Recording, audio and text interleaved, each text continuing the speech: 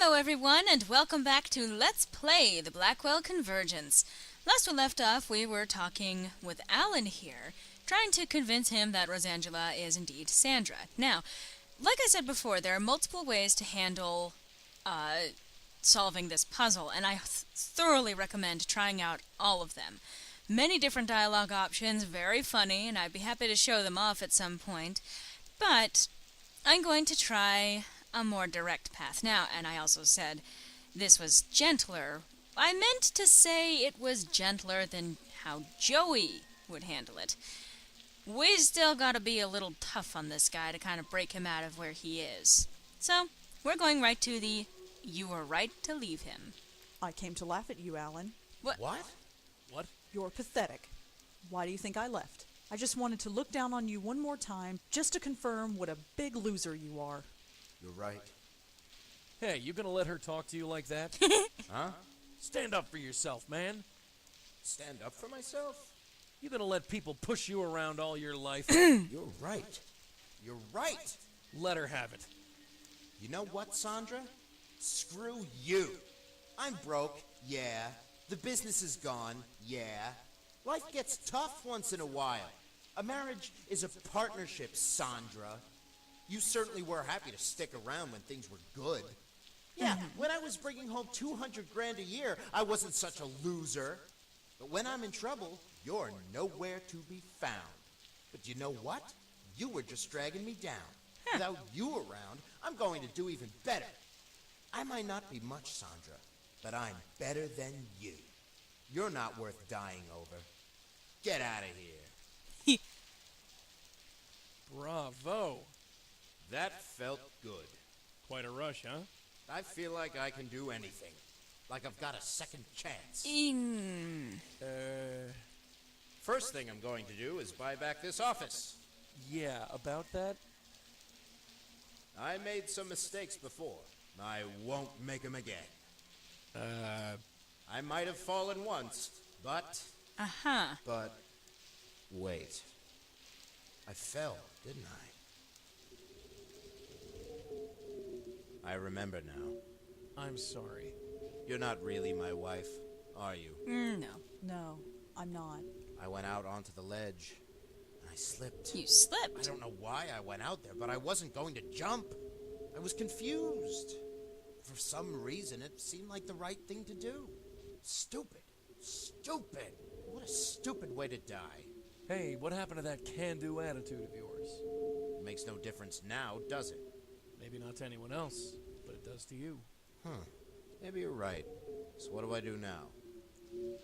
What we came here for. Just take a hold of this. Okay, do it.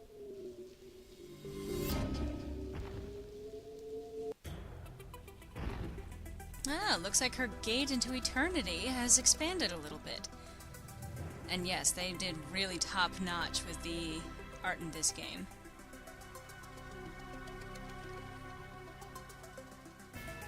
The Blackwell Convergence. Title moment. Music remains off. Awesome. Wow.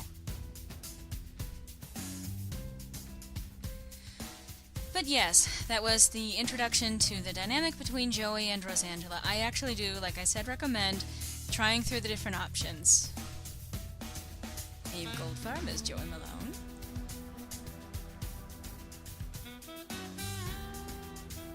And Rebecca Whitaker as Rosa Blackwell. Originally she was played by Sandy Chen in the first game.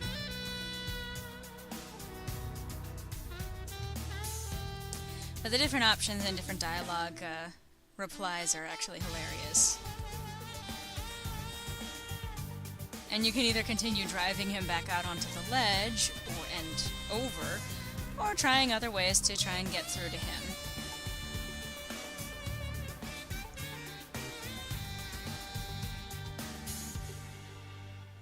Love the jazzy theme. Another day, another satisfied spook. I'd call this day done, wouldn't you? Yeah, although... What? Isn't there something we're supposed to do tonight? I don't think so.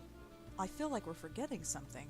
I'd ignore that feeling if I were you. I have a nagging feeling that I'm supposed to be doing something. I usually write stuff like this down. Where would I have written it? In my notebook? No, not there. But before we go and try to actually check out the plot, newspaper clipping.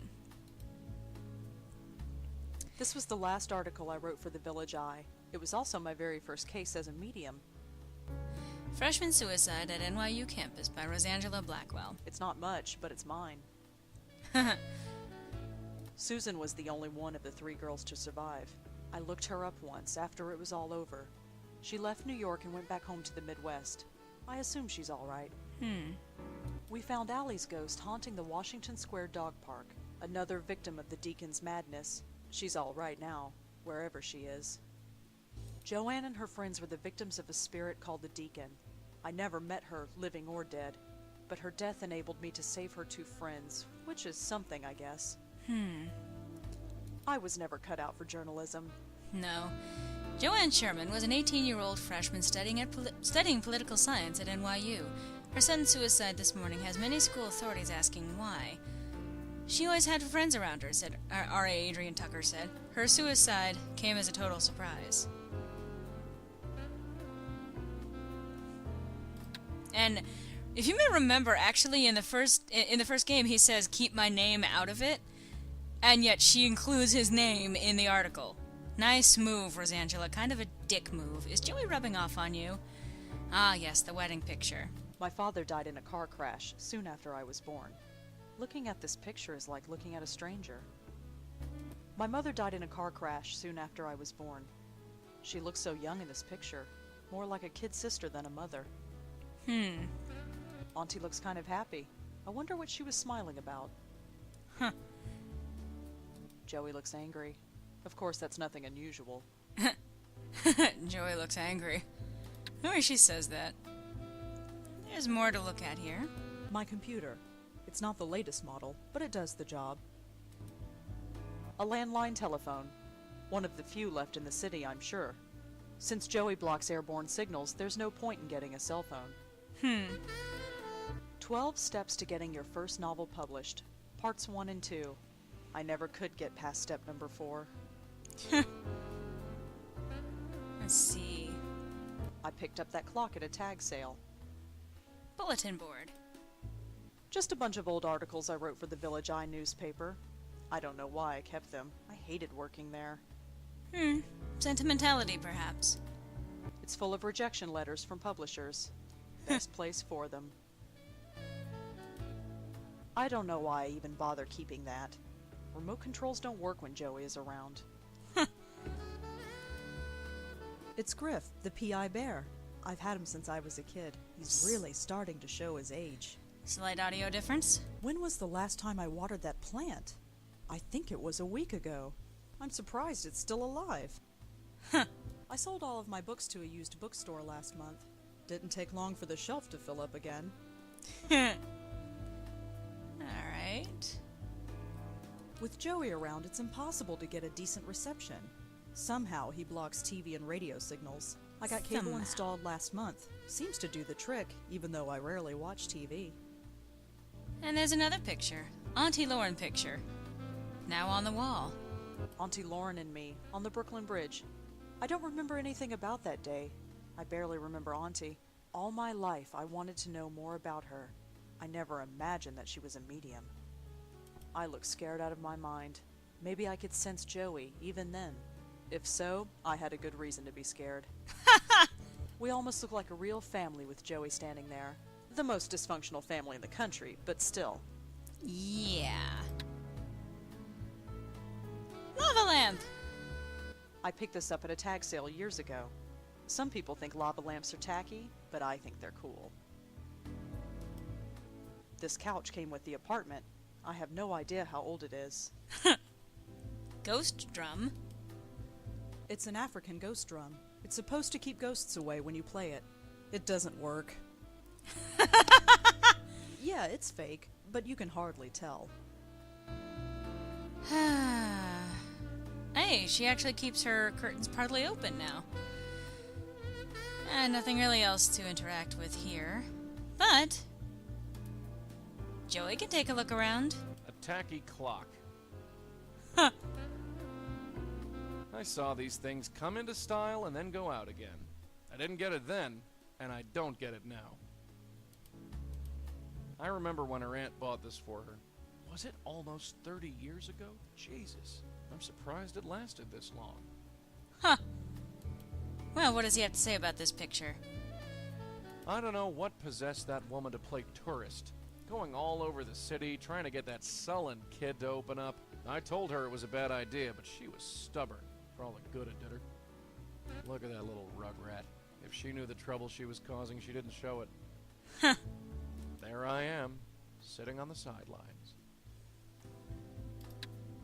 Yeah, he didn't really get to interact much back then, did he? Newspaper clipping. Freshman suicide at NYU campus. She actually signed her name to this? If this is the best the kid can do, she's lucky I turned up. And his opinion on her I've never met books. anyone who read this much. No wonder she needs glasses. Oh. I can't make heads or tails out of that thing. Fortunately, I can't use it anyway. The computer he's talking about. It's a telephone. These things get smaller every year. More than you know, Joey. It's full of trash. What do you expect? And let's see. I don't see anything. There's absolutely nothing written here. On the calendar. Well, of course not. I never saw Jack much, but he was a good kid. Smart, read a lot. I guess that's where Red gets it from. I never saw Maria much, but she was all right. She liked to cook, is all I really remember. Look at her, all smiles. Was she really so happy? Or did the camera just catch her at the right moment? It was so long ago I don't remember. She dragged me out to that wedding, and I wouldn't let her forget it. Seems kind of frivolous now that I think of it. Interesting that he's having a smoke, although I think it's implied there that she is too. No, she's not. That's just markings on the floor there. Well, we've gotten his opinion on just about everything. She should check her computer. Just to show off this function. You have email, search, and browser. Her browser is literally just, oh my god. This page is under construction. She uses her teddy bear as part of the background. This is so 90s, it's painful. Alright, and then there's Oogle, where you can actually search for different things. Let's see. Does that turn up anything? September 23rd, 1981. Police were brought to the door of an East 23rd Street apartment last night due to reports of loud screaming and crashing. What was thought to be a domestic dispute was a single woman identified as Lauren Blackwell, who had apparently undergone a psychotic episode. Hiding in the closet was a 5-year-old girl identified as her niece. Blackwell was apprehended and admitted to Bellevue, while the niece is currently in foster care. Huh. And then there's B-mail. Enter, auto login, Rosa B. From Rel Day Books. Dear Rosangela Blackwell, thank you for submitting your rough draft of The Devil and the Deacon to our editor. Unfortunately, we are not looking for new ghost stories at this time. We wish you the best of luck in the future. Elizabeth Shire, Rel Day Books. Donald Quentin. Dear Miss Blackwell, I just wanted to touch base and see if everything was all right with you and yours. My door is still always open, if you ever feel the need to chat. All the best, Dr. Donald Quentin. Special offer. For all your software and networking needs, contact Tomo. Rosangela Blackwell, please be aware that a stay-away policy has been put into effect against you by Kelly Hawthorne. Should you harass her further, we will be forced to get the police involved. Tom Small, NYU Housing Office. From Yuna Lee. Hello. I don't know who you are, but my daughter Susan insisted I contact you. She is home and resting and appears to be doing fine. Please stay away from us. Susan lost her 2 best friends in nearly her life, and her mental health is fragile. Yuna Lee. Polar Bear Publishing. Dear Rosangela Blackwell, we reviewed your submission of The Devil and the Deacon. Unfortunately, novels of this sort are not what we are looking for. If you have anything else to share, please contact us. Laurie Claret, Polar Bear Publishing. Huh. Oh, well, that's not what I meant to do. Let's close out of this for now. But what is it that Rosangela is forgetting? What could it possibly be? Where could it possibly have been written down for her? Find out next time on Let's Play the Blackwell Convergence, where we actually answer that question pretty promptly, I should think. Hope to see you then!